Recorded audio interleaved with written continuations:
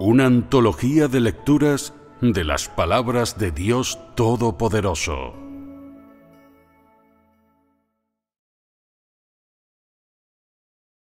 Dios mismo, el único. 10. Dios es la fuente de vida para todas las cosas. 4.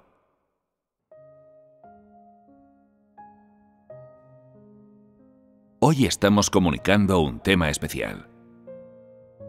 Para todos y cada uno de vosotros, solo hay dos cosas principales que debéis conocer, experimentar y entender. ¿Y cuáles son estas dos cosas?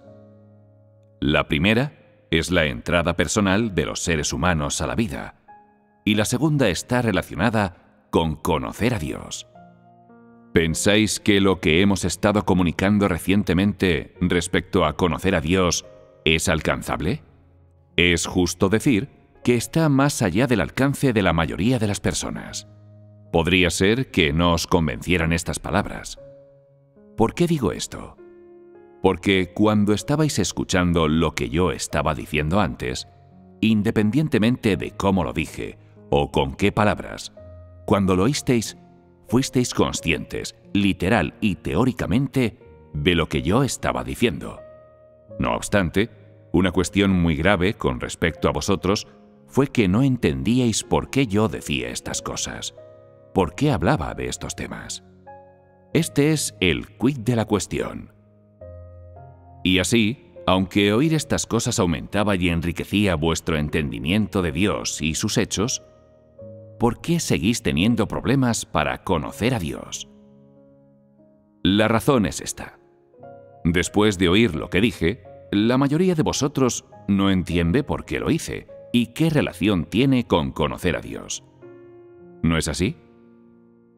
¿Con qué tiene que ver vuestra incapacidad de entender la relación que esto guarda con conocer a Dios? ¿Habéis pensado alguna vez sobre esto? Quizás no. La razón por la que no entendéis estas cosas es que vuestra experiencia vital es demasiado superficial. Si el conocimiento y la experiencia de las palabras de Dios por parte de las personas permanece en un nivel superficial, la mayor parte de su conocimiento de Dios será confuso y abstracto. Será rudimentario, doctrinal y teórico. En teoría, parece o suena lógico y razonable, pero el conocimiento de Dios que sale de la boca de la mayoría de las personas está vacío. ¿Y por qué digo esto? Porque, en realidad, no tienes claro en tu corazón si las palabras sobre conocer a Dios que salen de tu boca son o no correctas, si son o no precisas. Y así, aunque la mayor parte de las personas han oído mucha información y temas respecto a conocer a Dios, su conocimiento de Él aún tiene que superar la teoría y la doctrina confusa y abstracta. Por tanto, ¿cómo puede resolverse este problema? ¿Habéis pensado alguna vez en esto? Si alguien no busca la verdad, ¿puede poseer la realidad? No puede. Correcto. Sin duda, no puede. Si alguien no busca la verdad, no cabe la menor duda de que no posee la realidad. Y por tanto, no tiene conocimiento o experiencia de las palabras de Dios. ¿Y pueden conocer a Dios aquellos que no conocen sus palabras? Absolutamente no. Las dos cosas están interrelacionadas. Así pues, la mayoría de las personas dicen: ¿cómo podría ser tan difícil conocer a Dios? ¿Por qué es tan difícil? ¿Por qué no puedo decir nada del conocimiento de Dios? Cuando habláis de conoceros a vosotros mismos, podéis seguir durante horas, pero cuando se trata de conocer a Dios, os quedáis sin palabras.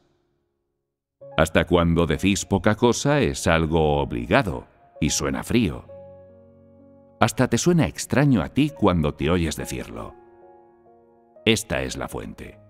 Si sientes que conocer a Dios es demasiado difícil, que es muy intenso para ti, que no tienes nada de lo que hablar, nada real que comunicar y proveer a los demás ni a ti mismo, esto demuestra que no has experimentado las palabras de Dios. ¿Qué son estas? ¿No son la expresión de lo que Dios tiene y es? Si no has experimentado las palabras de Dios, ¿podrías tener algún conocimiento de lo que Él tiene y es? Por supuesto que no, ¿verdad? Estas cosas están todas interrelacionadas.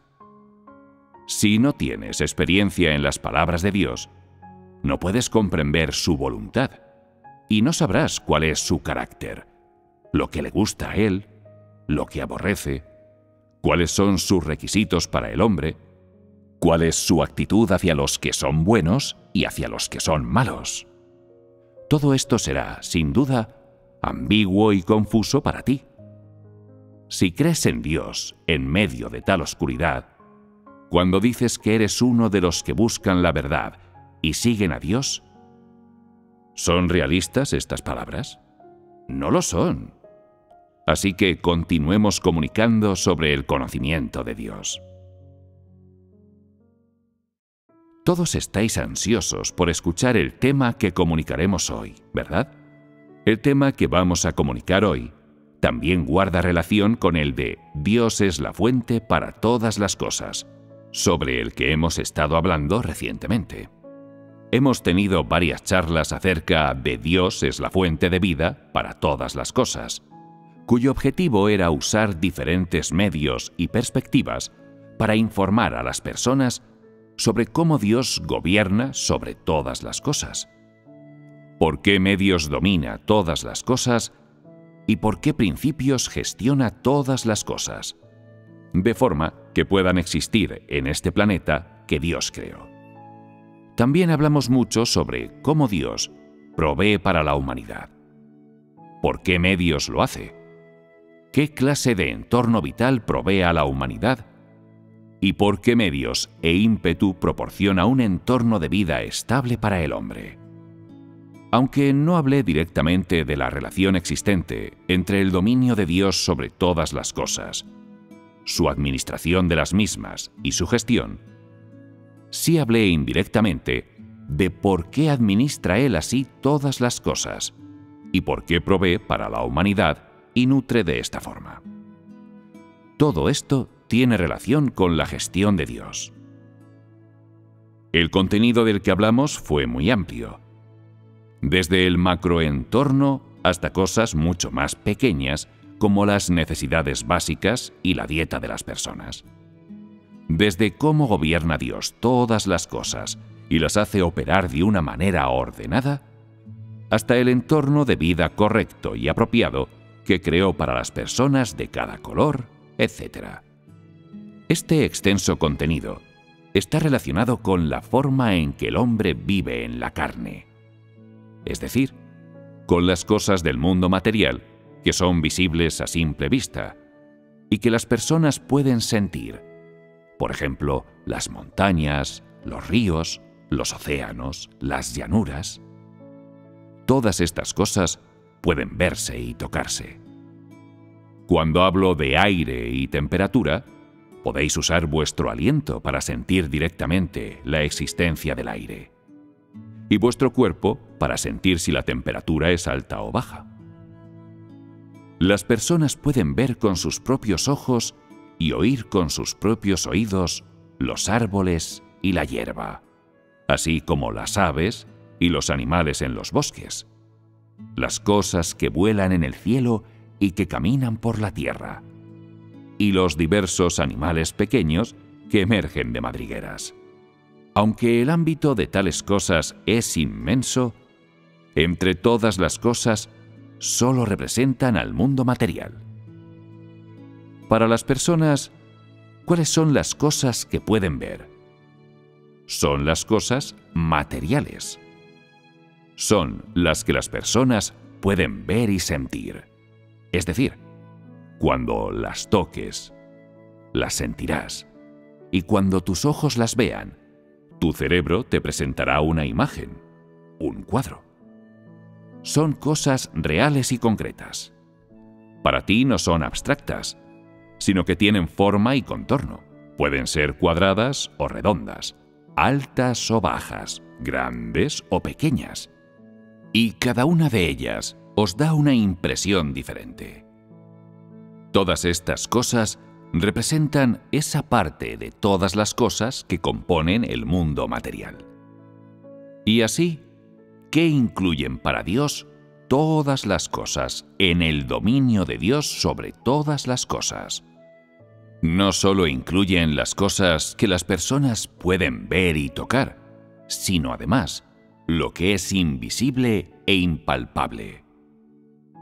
Este es uno de los verdaderos significados del dominio de Dios sobre todas las cosas.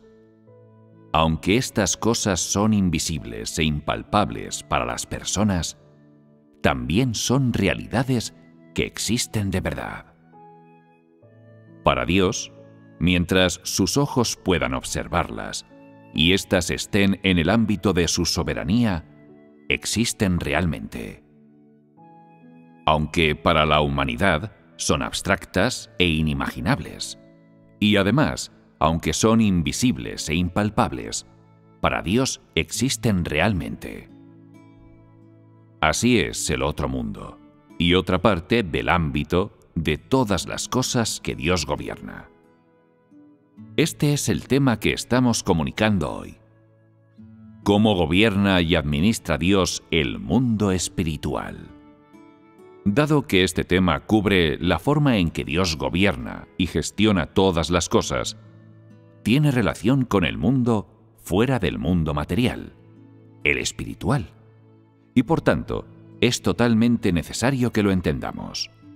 Solo después de haber comunicado y entendido este contenido, pueden las personas comprender el verdadero significado de las palabras Dios es la fuente de vida para todas las cosas.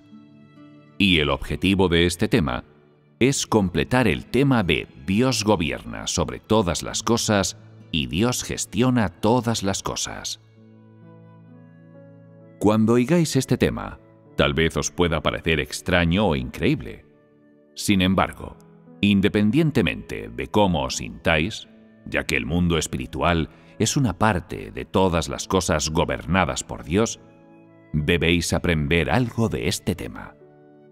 Después de hacerlo, tendréis una apreciación, un entendimiento y un conocimiento más profundos de las palabras Dios es la fuente de vida para todas las cosas.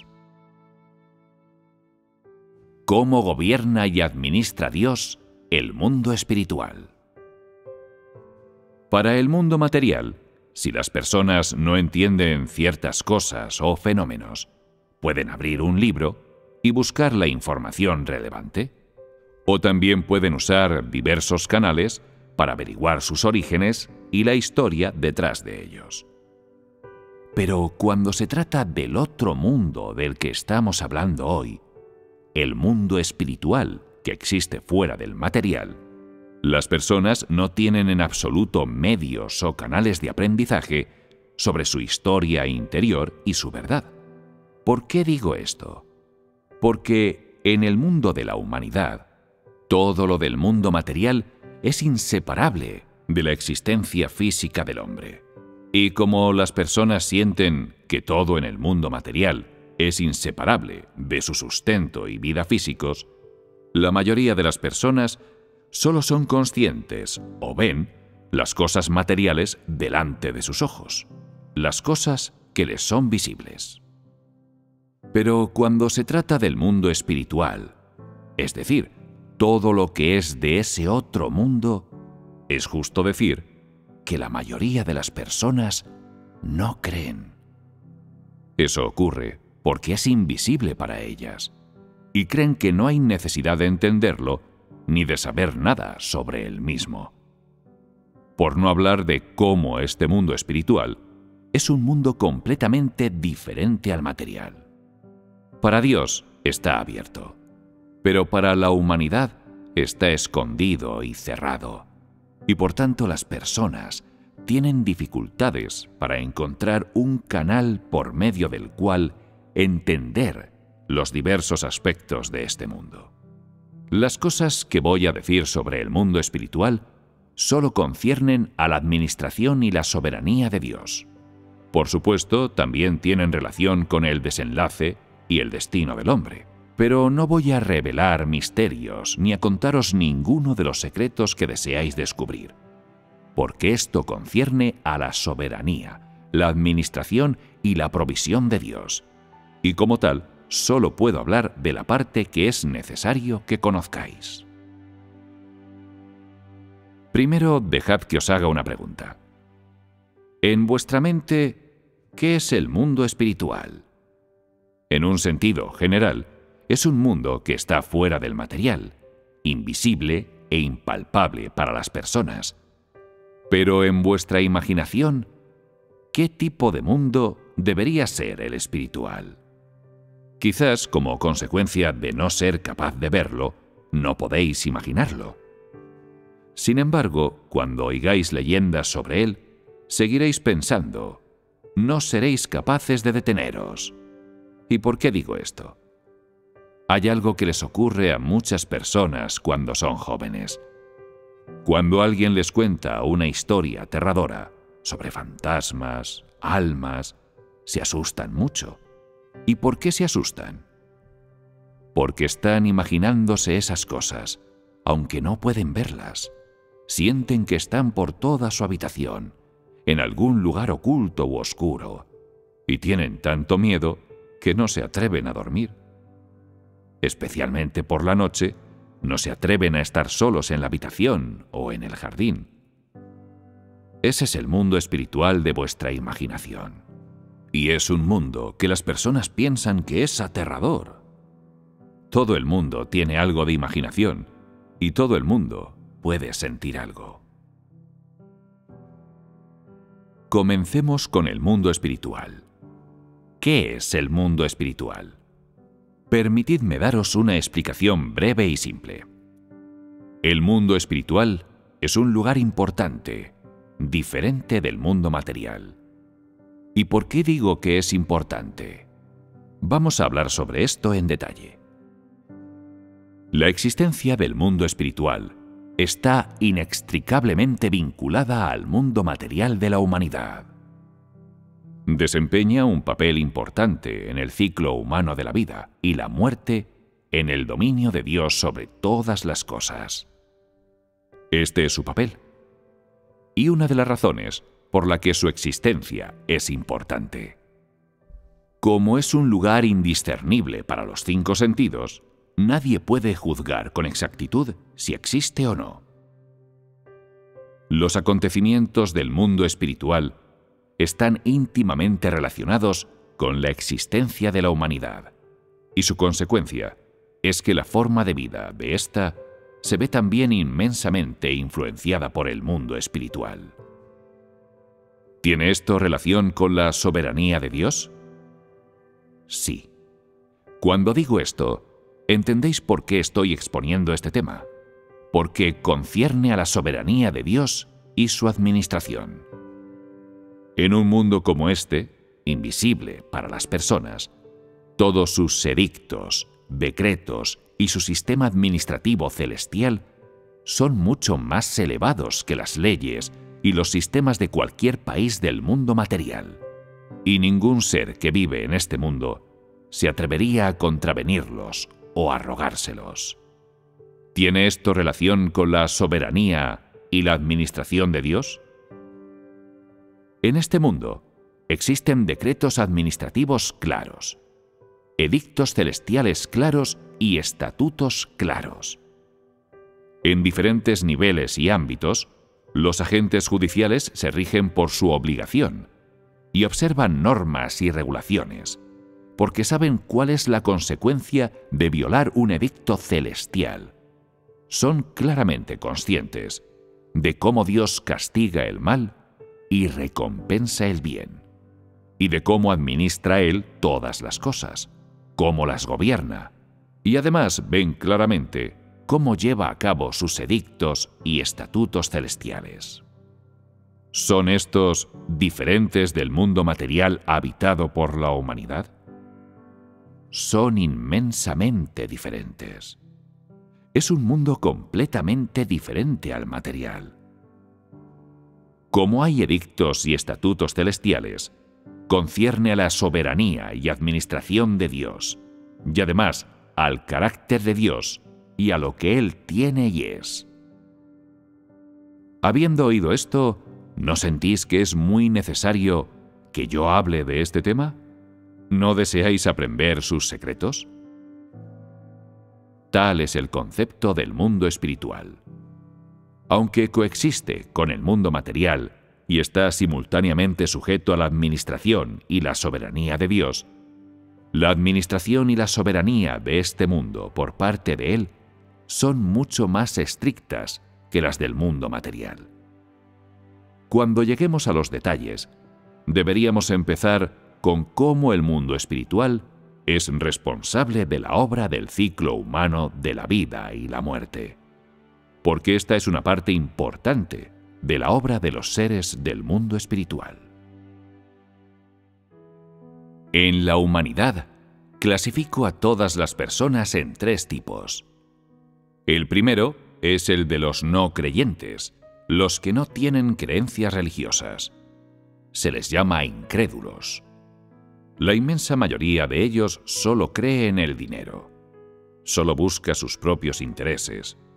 Son materialistas y solo creen en el mundo material, no en el ciclo de la vida y la muerte, ni en ningún relato de deidades y fantasmas. Los catalogo como los incrédulos, y son el primer tipo. El segundo tipo son las diversas personas de fe, aparte de los incrédulos. En la humanidad, divido a estas personas de fe en varios tipos principales. El primero son los judíos, el segundo los católicos, el tercero los cristianos, el cuarto los musulmanes y el quinto los budistas. Hay 5 tipos. Estos son los diversos tipos de personas de fe. El tercer tipo son los que creen en Dios, y es el que está relacionado con vosotros. Esta clase de creyentes son aquellos que siguen a Dios hoy. Estas personas se dividen en 2 tipos: las personas escogidas por Dios y los hacedores de servicio. Correcto. Estos tipos principales se han diferenciado claramente. Por tanto, ahora sois capaces de diferenciar claramente en vuestras mentes los tipos y clasificaciones de humanos. Los primeros son los incrédulos. He dicho lo que son estos. Muchos incrédulos solo creen en el viejo hombre en el cielo. Creen que éste controla el viento, la lluvia y el trueno, y confían en él a la hora de plantar cultivos y de la cosecha. Sin embargo, cuando se menciona la creencia en Dios, se muestran reacios.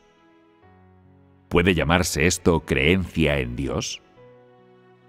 Tales personas están incluidas entre los incrédulos, los que no creen en Dios y solo lo hacen en el viejo hombre en el cielo. Son todos incrédulos. Todos aquellos que no creen en Dios ni siguen a Dios, lo son. El segundo tipo son los que pertenecen a las 5 religiones principales y creen en un Dios confuso.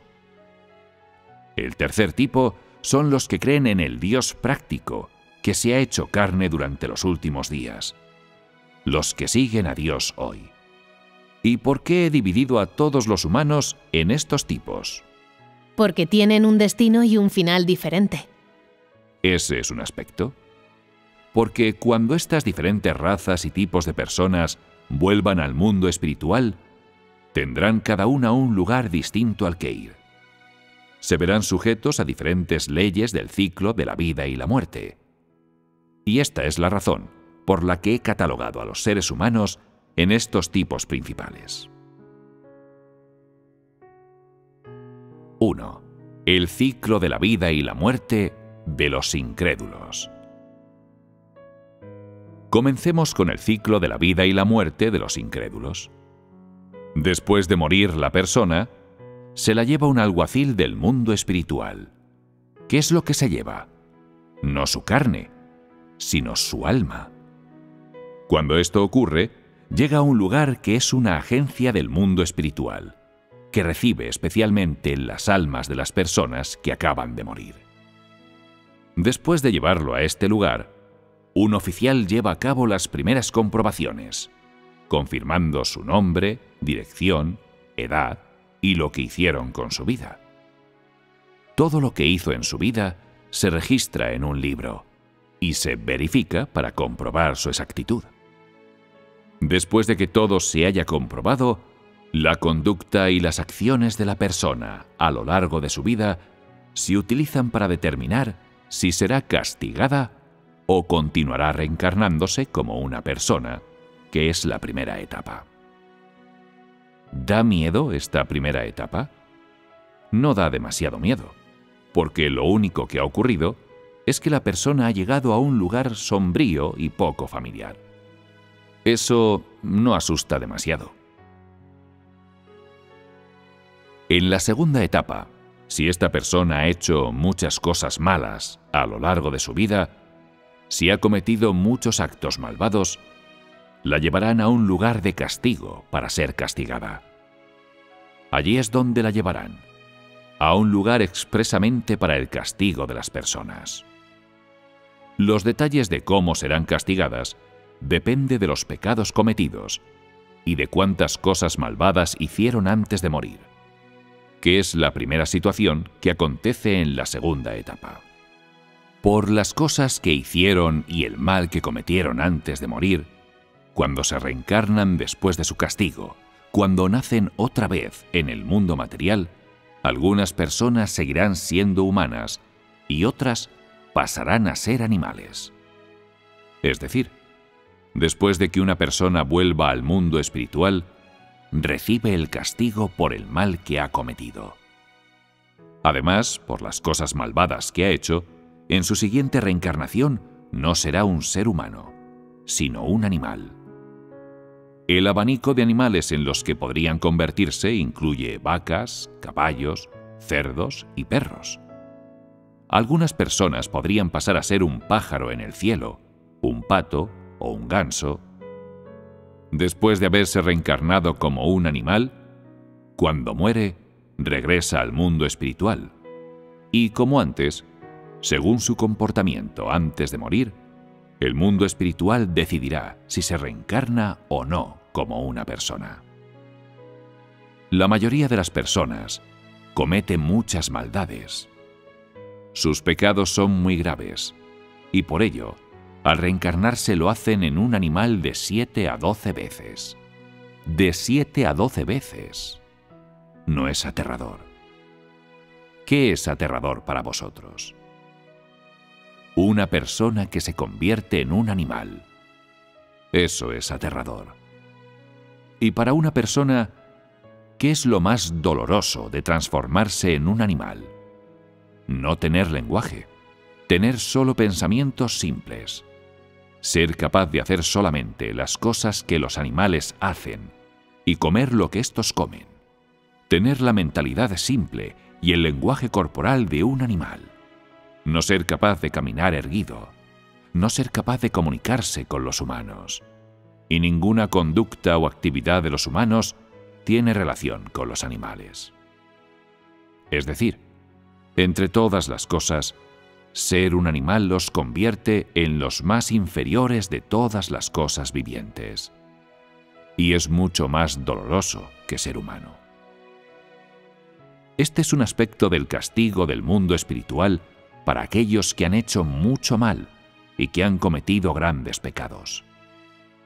En cuanto a la severidad del castigo, esta se decide según el tipo de animal que pasan a ser. Por ejemplo, ¿ser un cerdo es mejor que ser un perro? ¿Vive un cerdo mejor o peor que un perro? Peor, sin duda. Si las personas pasan a ser una vaca o un caballo, ¿vivirán mejor o peor que un cerdo?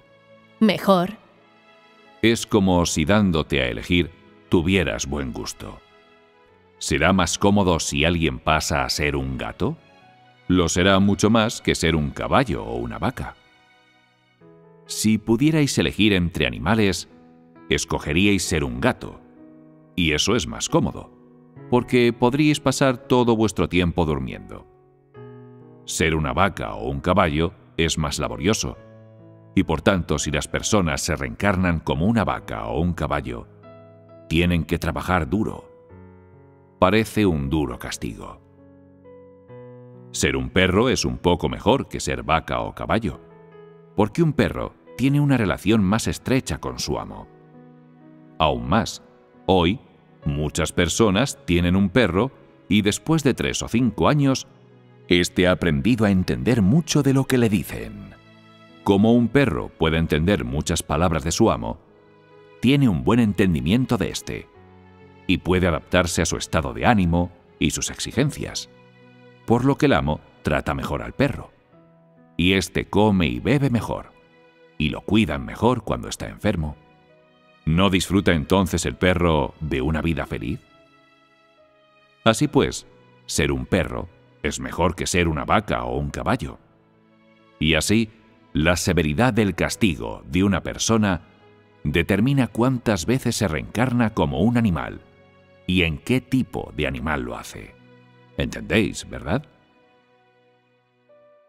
Como cometieron tantos pecados cuando vivían, algunas personas serán castigadas reencarnándose en un animal entre 7 y 12 veces.